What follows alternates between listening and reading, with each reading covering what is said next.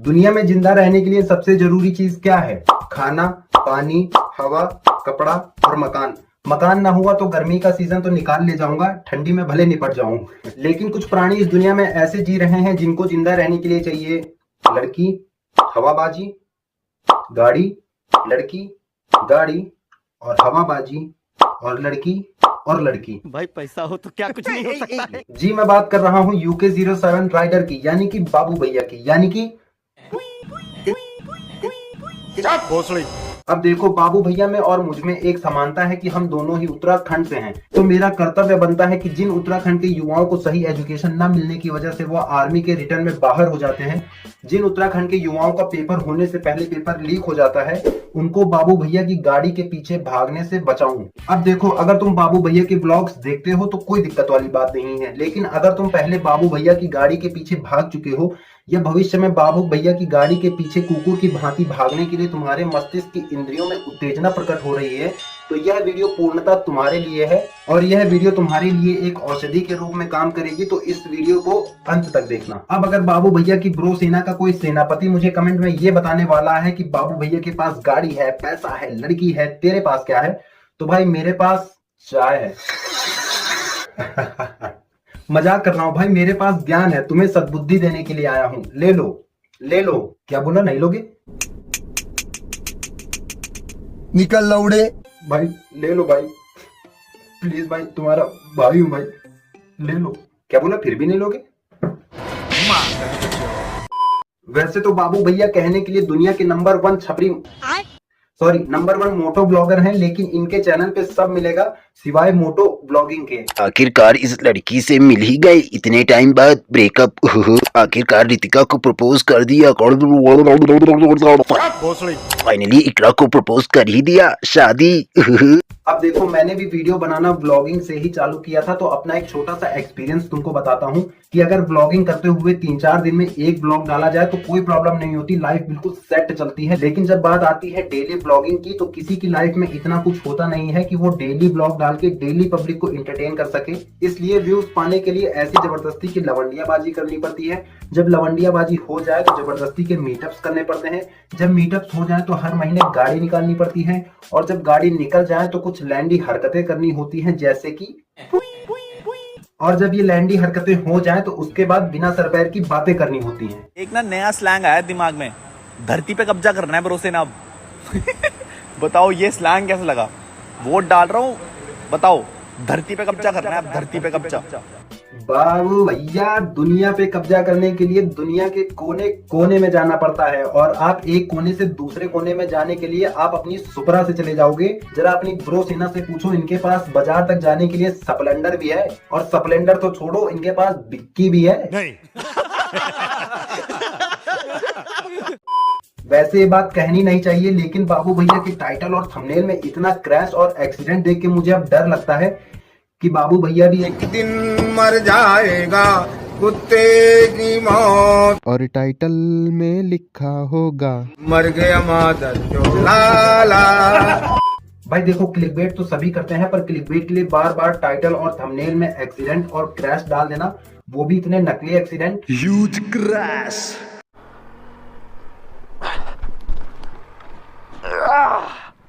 I know it skated a lot. Crashed.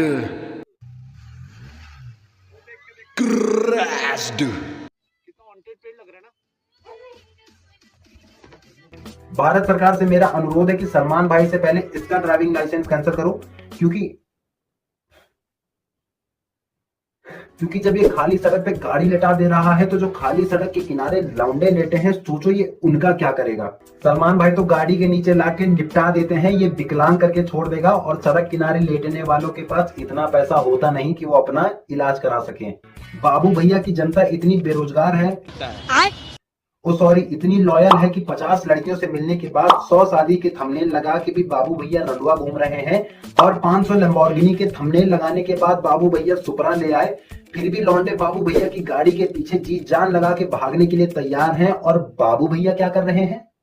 तो guys, आज सुपरा के साथ ना किसी ने छेड़छाड़ कर दी।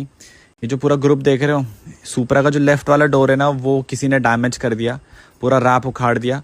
एंड इस लड़के को देखो, बैंकर। भाई कौन है ये लोग? भाई गाड़ी मैंने इसलिए थोड़ी ना अपने घर के बाहर खड़ी हुई है कि भाई आप आओ और उसके अंदर बैठो। फोटो खिंचाना इट्स एन ओके थिंग, समझ में आता है, फोटो खिंचाने के लिए किसी को मना नहीं है भाई, बट अपनी गाड़ी समझ के भयंकर कुछ भी कर रहे हो। और मतलब सुपरा बाहर खड़ी करके अंदर से कंटेंट बनाया जा रहा है। बड़ा हरामी हो बेटा। और ये कौन सी सुपरा है जिसमें दरवाजे लॉक नहीं हो रहे? भाई 4 लाख की अल्टो में ऑटो लॉकिंग का सिस्टम है और बाबू भैया की 87 लाख की सुपरा के दरवाजे लॉक नहीं हो रहे। भाई चोर बाजार से तो नहीं कराइए इंपोर्ट। अब बाबू भैया एक काम करो, अपनी 87 लाख की सुपरा के लिए 20 रुपए का ताला लाओ और जैसे मिस्टर बीन ताला लगाता था अपनी गाड़ी पे, सेम वैसे ही ताला लगाओ। क्योंकि मुझे लग रहा है अल्टो के इंजन पे नैनो के फीचर देके कोई सुपरा का ढांचा फिट कर गया और बाबू भैया को चूतिया बना गया। अब जैसे कि तुमको पता ही है कि बाबू भैया इस टाइम बिग बॉस में गए हुए हैं और बिग बॉस में जाने से पहले बाबू भैया ने एक वीडियो अपलोड की थी। वो वीडियो बाबू भैया के चैनल पे है, जाके मत देखना क्योंकि तुम्हारा टाइम बर्बाद होगा। तो मैं बता देता हूं तुमको कि उस वीडियो में क्या है। तो बेसिकली बाबू भैया उस वीडियो में अपनी स्ट्रगल की कहानी बता रहे थे, जिसे देख के मुझे लगा कि बिग बॉस में जाते ही बाबू भैया ये करेंगे, वो करेंगे, अब ये करेंगे, अब वो करेंगे, और बिग बॉस में जाते ही बाबू भैया की औकात दिख गई। बोल भाई काहेला निराश पर मेरा बेटा कितना सुक्का हो गया, पतला। मेरे को तो पतंग के जैसा कन्ने डाल के हवा में उड़ा के समझा ना। उतरा भी नहीं, सुक्की ढांचा है, स्केलेटन है। तेरे वजन से तो ज्यादा तेरे बालों का जुट्टा यूं गिर जाएगा। सारी उम्री में जो कर्ज बने आ रहा। बाबू भैया इतनी बेइज्जती मैं नहीं सहता। वैसे तो मैं बिग बॉस देखता नहीं हूँ, लेकिन अंदर बाबू भैया की बेइज्जती के इतने रील देख चुका हूँ कि मन करता है जैसे बाबू भैया पूरी करते हैं वैसे इन दोनों उंगलियों के बीच में अपना फोन फंसा के फेंक दूं। भाई देखो, अगर कोई बिना टैलेंट के किसी प्लेटफॉर्म पे खड़ा है तो वो आने वाले टाइम पे बेइज्जत ही होगा। एग्जाम्पल्स तुम्हारे स्क्रीन पे आ रहे होंगे। अब जरा तुमको दिखाता हूँ कि बाबू भैया के पास क्या क्या टैलेंट है, कितना टैलेंट है और इनके कंटेंट में कितनी मेहनत है। चलो भाई।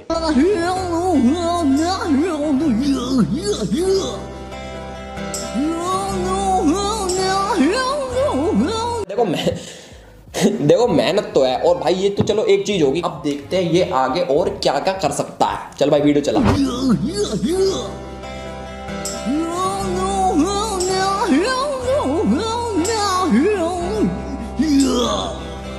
ये तो बहन जो सेम कर दिया तूने, कुछ और करके दिखाना। ले काम कर, पैसा पकड़ ले, कुछ और करके दिखा ले।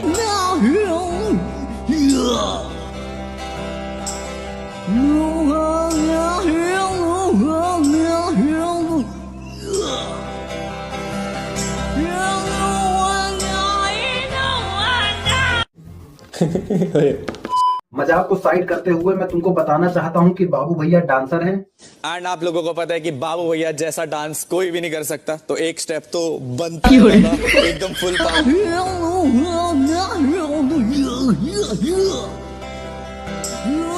भाई यहाँ पे क्या हो रहा है? भाई यहाँ पे क्या हो रहा है? भाई ये कहाँ फंस गया भाई मैं? भाई ये क्या हो रहा है भाई? भाई मुझे कॉकरोच बना भाई, ये मुझे। अब तुम सोच रहे होगे कि भाई इसके कपड़े कैसे बदल गए। भाई वीडियो एडिट कर रहा था और जैसे ही एडिटिंग पूरी होने वाली थी तब तक लास्ट की क्लिप्स में कुछ गड़बड़ी हो गई, तो वो अब दोबारा शूट कर रहा हूँ। तो मैं बात कर रहा था बाबू भैया के टैलेंट की। तो बाबू भैया का जो दूसरा सबसे बड़ा टैलेंट है वो है कि बाबू भैया बहुत बड़े सिंगर हैं।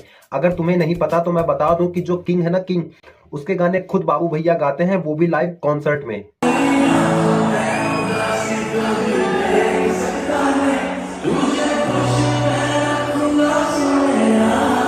भाई लिपसिंग करके गाते हैं, बताना भूल गया था। और जो बाबू भैया का सबसे बड़ा टैलेंट है, जिसकी वजह से बाबू भैया देश विदेश में फेमस हैं, वो टैलेंट ये है कि बाबू भैया गाड़ी चला लेते हैं, वो भी हाथ छोड़ के। बेटा आप नीचे आइए, मैं आपकी बात सुनूंगा। बैठिए बेटा, नीचे आइए प्लीज। विनो विनो, ये वहाँ पर शॉर्ट सर्किट है बेटा, नीचे आइए। बहन के लोग। और उसके बाद बाबू भैया ऑस्कर लूजर एक्टर हैं।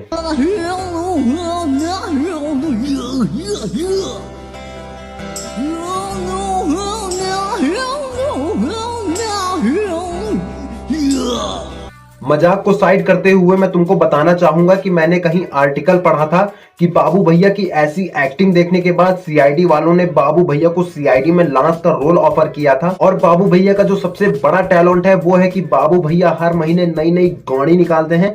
जैसे कि अभी कुछ टाइम पहले बाबू भैया ने मुस्टैंग जीटी निकाली थी और मैं मां कसम खा के बता रहा हूं कि सुलभ शौचालय की दीवालों के बाद इतनी रंग बिरंगी दूसरी चीज मैंने बाबू भैया की मस्टैंग देखी है। बाबू भैया मैं तुमको सच बता रहा हूं, तुम अपनी गाड़ियों को ऐसा रैप मत कराया करो, वरना किसी दिन इमरजेंसी में कोई गाड़ी के अंदर बैठ के हक के चला जाएगा और इस चीज को तुम अपने ब्लॉग में भी नहीं दिखा पाओगे। ये तो हो गई गाड़ी के बाहर की बात, और फिर गाड़ी के अंदर की तो क्या ही बात करना।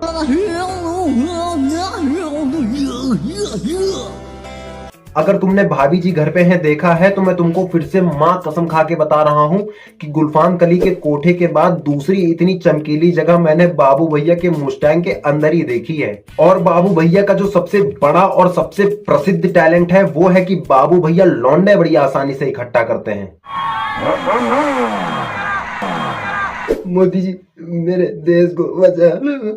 भाई क्या लौंडा है ये भाई, इतनी मेहनत तूने अगर लॉन्ग जंप या हाई जंप मारने में लगाई होती तो देश तो छोड़, तू दूसरे प्लेनेट में जाके पृथ्वी के लिए गोल्ड मेडल ले आता। कि तुम चढ़ सकते हो माउंट एवरेस्ट पे बिना चप्पल के, जो तुम्हारे पास मोटिवेशन है।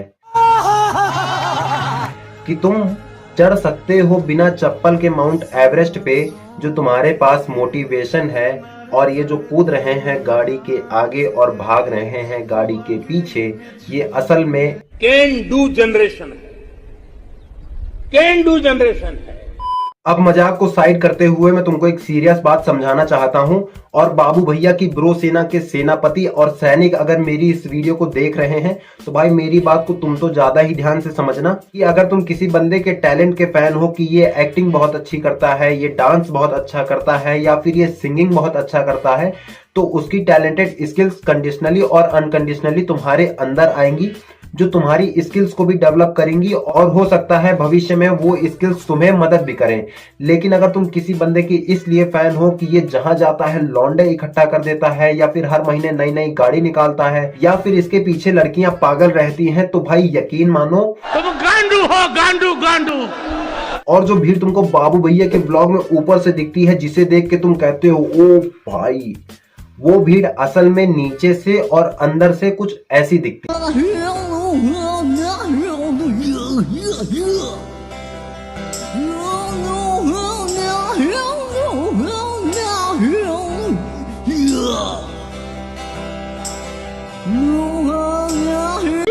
तो ठीक है भाई, उम्मीद करता हूं तुमको मेरी बात समझ में आई होगी। ब्लॉग लुक देखो ठीक है, अच्छी बात है, पर भीड़ में किसी की गाड़ी के पीछे मत भागो, क्योंकि एक तो बाबू भैया की ड्राइविंग स्किल्स ही इतनी बढ़िया है कि पता चला किसी दिन भीड़ में तुम्हारी टांगों पे हाया भूसा चढ़ा दी और पीछे मुड़ के देखा भी नहीं कि गाड़ी के नीचे क्या आया है। तो ठीक है, फिर इस वीडियो को यहीं पे एंड करते हैं और मुझे जरा जाना है दवाई लेने, क्योंकि मेरे पैर में चोट लगी है। बताऊं क्या कैसे लगी है? बाबू भैया ने हाया भूसा चढ़ा